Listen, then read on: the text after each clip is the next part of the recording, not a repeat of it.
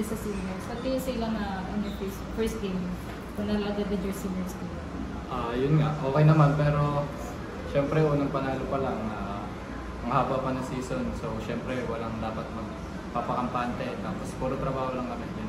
Kamusta yung transition mo from juniors to seniors? Even though na same school din ako. Yun nga, yung transition ko, naman, may mga struggle talaga, kasama naman talaga sa part, pero yun nga, gagawin ko naman din lahat ng makakaya para mag-fit ako sa system ni Coach O. Nakatulong ba rin si Coach Jeff sa coaching staff?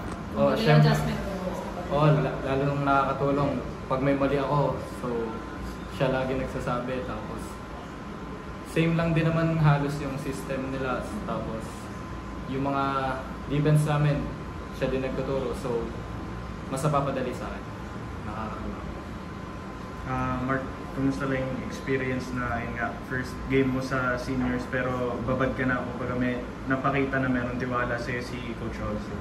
Yun nga, grateful lang ako kay Coach Olsen kasi although na rookie ako, yung tiwala niya, binubus niya palagi yung confidence. Gaano ka-special lang sa'yo na merong kayong legendary point guard in Olsen na coach mo ngayon sa seniors? Yun nga, nakakatulong talaga si Coach O kasi yung experience niya. Tapos guard pa kami parehas, so kapag may matutulong talaga siya, sinasabi niya sa akin lahat.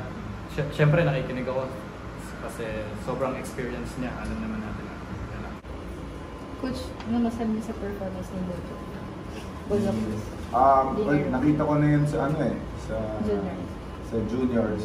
Sanay yata si Gojo pag nandun yung mga tambol, di ba? Saka naman nag-cheer. But like I said before, si Gojo is going to be a big part of our future of perpetual program in the future. So, ang gusto ko kay Gojo, he's a two-way player, hindi lang sa offense, pati sa defense. So, yun, it's going to be a big part of the future.